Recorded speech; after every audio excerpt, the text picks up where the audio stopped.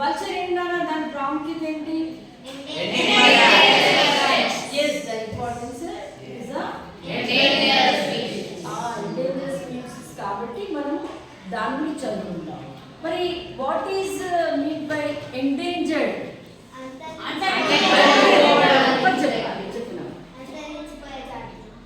అంతరించిపోయే ప్రమాదంలో ఉన్నటువంటి జాతుల్లో వల్చర్ కూడా ఒకటి.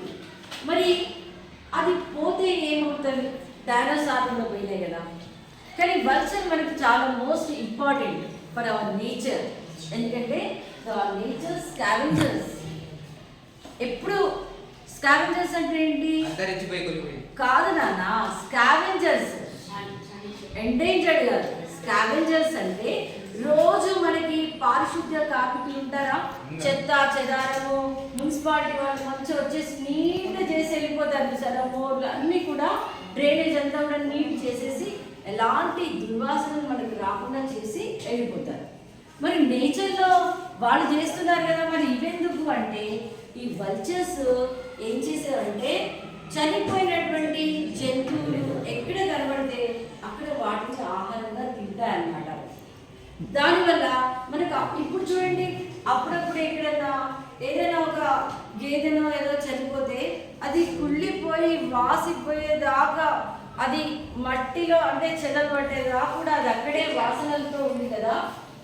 సో ఇప్పుడు అలాంటి పరిస్థితి ఒకవేళ వల్చర్స్ ఉంటే ఆ చనిపోయినటువంటి వాటిని చక్కగా తినేసేవన్నమాట. మనకు అలాంటి వాసనలే వచ్చేవి కాదు. అయితే మరి వల్చర్స్ ఎలా అంతరించిపోయినాయి? అది మనకి ఈ మురళీగూడ ఫారెస్ట్ ఆఫ్ బెజ్జూర్ లోపల కనబడ్డాయంట. సో వాటిని అక్కడ బర్డ్ శాంచురీస్లో పెంచుతున్నారు. మరి ఇవి అంతరించిపోవడానికి కారణం ఏంటంటే మనకు పెయిన్ కిల్లర్స్గా వాడుతున్నటువంటి డైక్లోఫెనాక్ అనేటువంటి మెడిసిన్ ఏంటంటే దానివల్ల ఈ మనం చనిపోయినప్పుడు కానివ్వండి, లేదా జంతువులకు ఏదైనా వ్యాధులు వచ్చినప్పుడు కూడా మెల్లమెల్లగా వాటి కూడా వాడడం మొదలుపెట్టారట. సో అవి చనిపోయినప్పుడు వాటిని తింటాయి కదా. వీటి డైజెస్టివ్ సిస్టమ్ ఎంత గొప్పగా ఉంటుందట అంటే బోన్స్తో సహా అరిగిపోతాయట. బోన్సే కాకుండా జనరల్గా ఏవైనా పీక్కొని తింటాయంటే చర్మము అవి తినేసి ఎముకలు వదిలిపెట్టేసి వెళ్ళిపోతాయి. కానీ వల్చర్స్ తినడం మొదలు పెట్టాయంటే ఇంత చిన్న బోన్ కూడా అక్కడ మిగిలి ఉండదట. బోన్స్ కూడా అరిగించుకునేంతటి గొప్ప డైజెస్టివ్ సిస్టమ్ వాటిది. ఇంకా అంతేకాకుండా ఏదైనా బ్యాక్టీరియా కానివ్వండి, వైరస్ల వల్ల కానీ చనిపోతే, యానిమల్స్ చనిపోతే వాటిని కూడా అంటే ఒకవేళ దాని బాడీలో అవి తిన్న జంతువుకి ఏదైనా బ్యాక్టీరియా వైరస్ సోకి ఉంటే అవి దాని బాడీలో డైజెస్టివ్ సిస్టమ్కి వెళ్ళంగానే అవి చనిపోతాయట, చంపేయబడతాయట. అంత ఫైనెస్ట్ డైజెస్టివ్ సిస్టమ్ కలిగినటువంటివి వల్చర్స్. సో మన సైంటిస్టులు ఏమంటున్నారంటే ఒకవేళ ఈ వల్చర్స్ ఉంటే మనకి ఇలాంటి కరోనా లాంటి వ్యాధులు వచ్చేవి కావేమో, ఇంతమంది ఆ వ్యాధి బారిన పడకుండా ఉండేవాళ్ళమేమో. సో వల్చర్స్ అనేటువంటివి మనకి నేచర్ స్కావెంజర్స్ కాబట్టి వీటిని మనము కాపాడుకోవాల్సినటువంటి బాధ్యత మనకి ఎంతైనా ఉంది. కాబట్టి ప్రకృతిలో ఒక్కో జీవి వల్ల ఒక్కో ఉపయోగం ఉంటుంది. కాబట్టి మనం బయోడైవర్సిటీ అనేటువంటి లెసన్ లోపల ఇవన్నీ చదువుకుంటున్నాం. సరే, ఈ వల్చర్ ఏమంటుందంటే నేను మీకు ఇంత సేవ చేస్తున్నాను కదా, ఇంత హెల్ప్ చేస్తున్నాను కదా, నా వల్ల మీకేం హాని లేదు కదా, మరి నన్ను నా పిల్లల్ని మీరు కాపాడొచ్చు కదా అని అడుగుతుంది. సో నేను మీకు ఒక పాట రూపంలో చెప్తాను. ముందు నేను దాన్ని పాడతాను నాన్న, తర్వాత మీరు నాతో పాటే పాడుతున్నారు.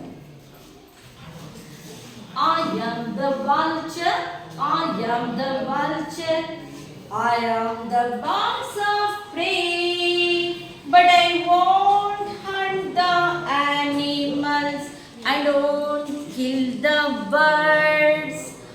I am the vulture, I am the vulture, I am the birds of prey, but I won't hunt the animals, I don't wide and strong wings, and I have an excellent eyesight.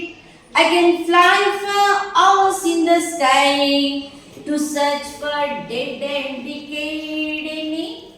I am the nature's scavenger and protect you from many more microbes. Why won't you protect me and my family? అని అంటున్నాయి. నేను మీకు చనిపోయినవి కుళ్ళిపోయినవి తింటున్నాను కదా, మీకు మీ చుట్టూ ఉన్నటువంటి నేచర్కి నేను స్కావెంజర్ లాగా పనిచేస్తున్నాను కదా, మరి మీరు నన్ను నా ఫ్యామిలీని నా పిల్లల్ని మీరు కూడా కాపాడొచ్చు కదా అని మనని అవి రిక్వెస్ట్ చేస్తున్నాయి అన్నమాట. సో పిల్లలు ఈ మనం కూడా ఈ సాంగ్ పాడదామా? నేను చెప్పనా, మీరు పాడతారా? I am the vulture. I am the vulture. I am the vulture. అనండి ఇలా అనండి. బర్డ్స్ ఎలా ఉంటాయి? విశాలమైన పక్షులు కదా, విశాలమైన రెక్కలతో ఉంటాయి. I am the vulture. I am the vulture. I am the vulture. I am the vulture. I am the birds of prey. I am the birds of prey. But I won't hunt the animals. But I won't hunt the animals. I don't kill the birds. I don't kill the birds. I have the wide and strong wings. I have the wide and strong wings. And I have an excellent eyesight. I can fly for hours in the sky. I can fly for hours. I can fly for hours in the sky to search for dead and decayed. Dead and decayed any. I am the nature's scavenger. I am the nature's scavenger and protect you from many more microbes. I protect you from many more microbes. Why won't you protect me? Why won't you protect me and my family?